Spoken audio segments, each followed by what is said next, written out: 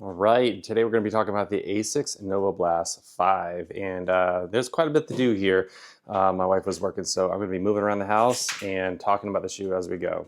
So I've had these for a little while now, and just recently actually started running in them, and I signed up for a marathon in the middle of May. So this is really going to be the first shoe that I really kicked up the training with, and I've had kid chair. I have the Novablast 3, 4, and now the 5, and I gotta say, the foam in this one, being this FF Blast Max, it feels very squishy underfoot. So as we go along here, we'll talk about the details of the shoe. I'm gonna pop this on. It's not a terrible shoe, but it's just not the 3 and the 4. All right, I'm gonna clean some more dishes. Do you make this wet?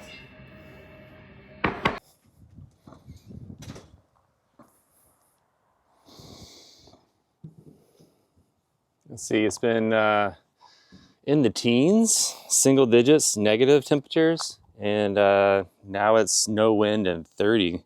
So I gotta say that that feels good. Of course, there's the wind here.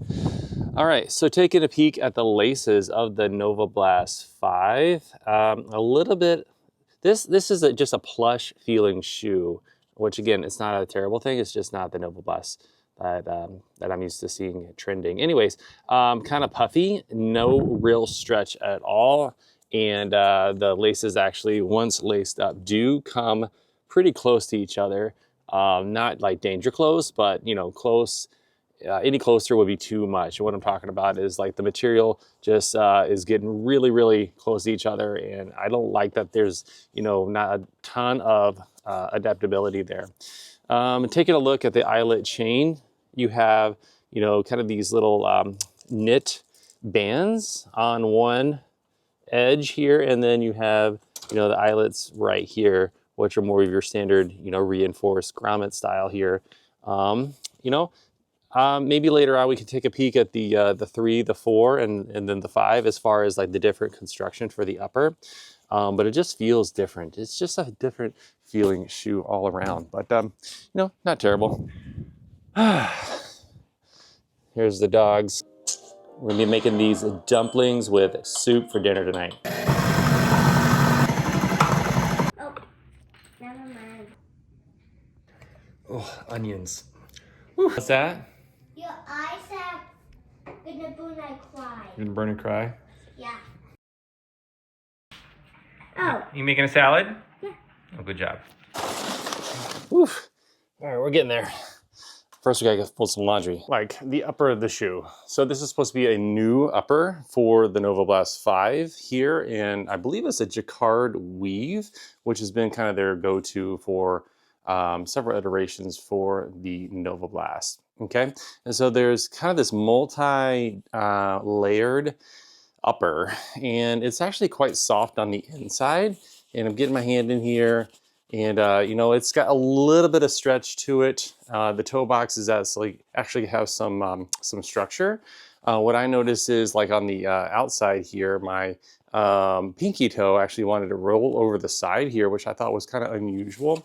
And then kind of going back to the tongue of the shoe is, it's got a little bit of plushness to it. It's got some nice ventilation, almost reminds me of the Super Blast in terms of its structure. But it's also super short. Like there's no oomph to it at all. So like put it on the shoe, there's quite a bit of collapsing going on for the tongue here, which is, kind of frustrating.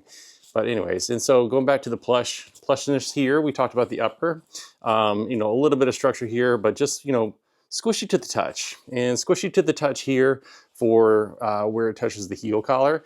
Quite substantial plushness as far as around the heel, above it, and to the sides of your ankles.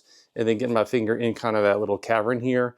It's fairly substantial. So there's no heel slippage. It's very comfortable. There's not really a ton of movement side to side for the foot, but I just noticed that maybe it's just, I don't know, maybe it's the upper, maybe it's the foam, maybe it's a combination, maybe it's just me, but my toes are just like rolling off the side here. It's unusual. All right, so we'll talk more about this here in a second, but I got this bag full of laundry. It is so nice out. So we're gonna get outside here in a little bit, but right now we need to get some light going on in here. Get that vitamin D going, get that circulation happening eventually, get some fresh air here. Look at that. Yeah, so 30 degrees out right now, no wind. So we're gonna fold like, it just has to happen, right? Folding of laundry, otherwise it's just gonna pile up. All right, so I have the quintessential, active pants on here. And the goal really is just to, throw some, running compatible gear on, even like while doing lifestyle stuff, chores and whatnot. That way you can be ready at all times for whatever running may or may not happen. So I've got these socks. These are my favorite socks, actually. These are from Right Sock, and they were given to me. Actually, these were not. These were purchased, but I do have a bunch of other Right Sock socks that were sent to me. And then I've been reviewing those, and I gotta say, as far as socks go, I do like the Cool Max line here. I'll link to that in the description. But I'm not a big fan of the double line trail socks. Those are just too much. But I like the single layer for those. And the double layer Cool Max socks actually are a little bit thinner, and they're just nice. And these are my current favorite socks, and they're made right here in the US in the US of A. So we're gonna throw the socks on so we can try on these shoes here, and I'm just gonna walk around the house in them and continue to live life. And we're gonna try to get outside, be in the sun a little bit, maybe even get the dog walked or run, get me walked or run, because that's just the way it is, man. But life doesn't stop just because you're trying to make a running shoe. But that's just it. It's just life is great, man. We got messes all around. We got a house to clean. We got food to make. Oop. These are just I don't know, ASICS. Like I this is the level that we're at. I don't like shoes that require I guess the word is effort to put on, and then like once it's on, I gotta adjust the tongue. I gotta fix the thing, and make it. I don't know. I just don't like spending a lot of time on this. I don't know. It's 2025. Unnecessary like adjustments. I know it's a 2024 shoe, but I'm just saying like I am looking to make running a lot more accessible and obstruction free, where it's pretty obstruction free as it is. I feel like all you really need is yourself, some availability, and some shoes. Everything else, clothing wise, you don't have to get too crazy with it. But whenever we're talking like you putting the shoe on and there's like tongue getting in the way of that, oh man, nope. This channel, I'm all about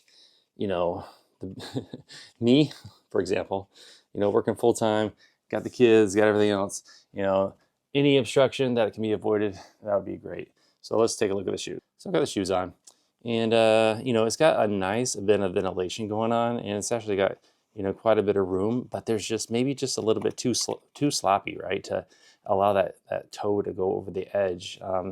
Walking in it is not terrible. Maybe this is just a good lifestyle shoe, but that's a harsh statement because there is quite a bit of support as far as the ankles go, and there's a lot of room for the toes, and you can see how the upper is like nice and stretchy there.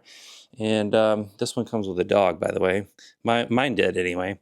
And so I like that it's got some stretch to it. It's not a very restrictive upper. It's very, very well ventilated.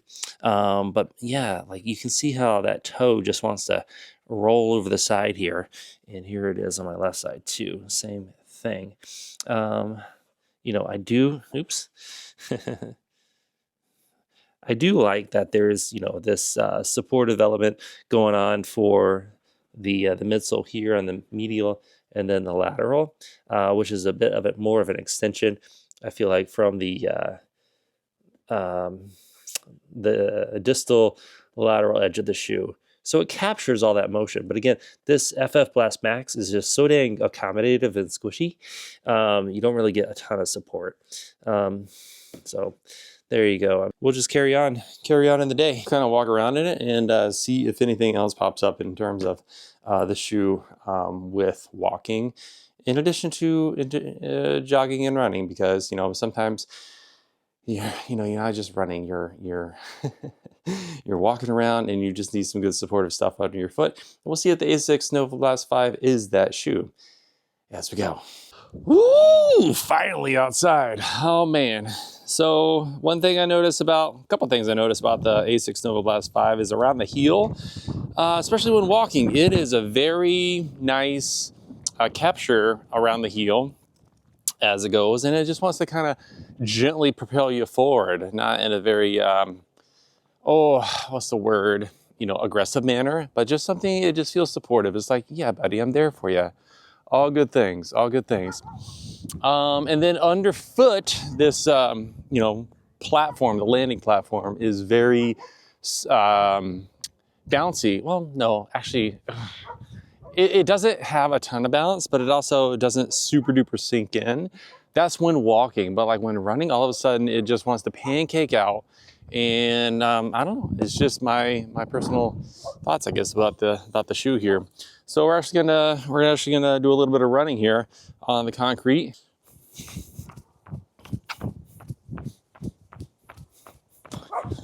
Yep, here I am, 4-foot runner, midfoot runner, whatever you want to call it. And yeah, it's just bounce, bounce, bounce. And it's just flattening out. And I can feel my left pinky toe rolling over the lateral aspect of this portion of the shoe. And that's just, there's no fatigue here, but after a mile or two, it becomes very noticeable. I feel some wear and tear in my body from running with this for, several miles. And yeah, I don't know. Maybe it's just me. Actually try some heel striking. Sorry, not heel striking, rear foot landing. It feels okay, but it doesn't feel supernatural. All right, well, there you go. So it's a miss. The ASICS Novablast 5 for me is a miss. The 4 was awesome. I mean, you guys heard about my opinion about the 4 last year. Yeah, it's just a miss.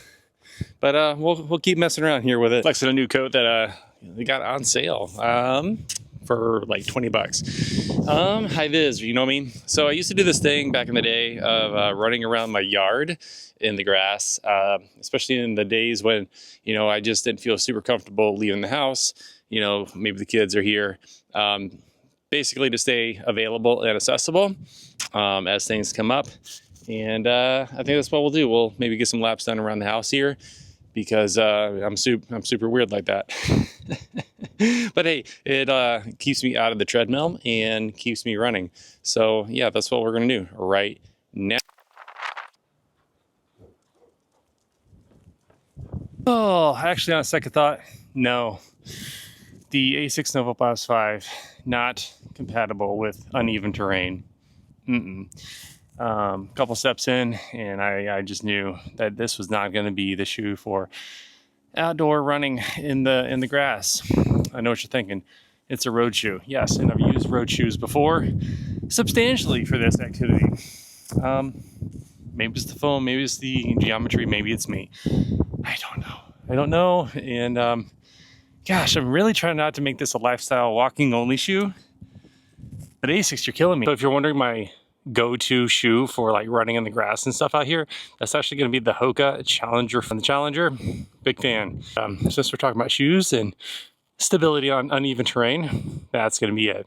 Nope, not the Speed Goat, the Challenger. All right, so you're looking at 41 in the heel and then 33 in the forefoot for an 8mm drop of the Novablast 5. All right, so let's take a look at the outsole. All right, here is the ASICS AHAR Low. Man, each time they have a new shoe, they have a different version of this AHAR, ASICS High Abrasion Rubber, and it's getting kind of ridiculous. There's the hybrid, there's the ASICS Grip, But anyways, it's got some decent traction. I'm not worried about it. You know, it seems like every year they change kind of the outward trajectory of the outsole, and there it is. It's got like that little trampoline thing going on, little Battlestar Galactica, but it doesn't have that super bouncy anything that we've had in the 3 and the 4. So again, it's $140. It's, you know, what I would consider kind of on the cheaper side for shoes these days, which is hard to say. I was born in '83, and that would have been an expensive shoe growing up, but here it is in 2025, and $139 is considered a value shoe. Ridiculous, but eggs are also expensive. Anyways, so that's what I got for you guys. So there is the ASICS Novablast 5. It's a miss for me. You know, maybe it'll make a great, you know, walking. Actually, it felt okay walking. And, you know, just running around, maybe even a work shoe. I didn't expect that this video was going to start off talking about the ASICS, and me mentioned the Hoka, and then me actually throwing on the Topa Ultra Ventura 4s, but I'm going to go get that run in outside because it is pretty out. And these Ultra Ventures are pretty sweet.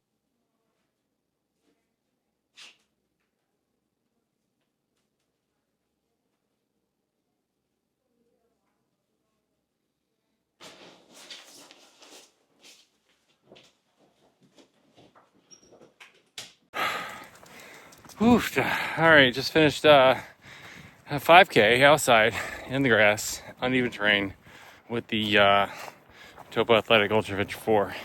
A lot more support than the old Novablast 5 there.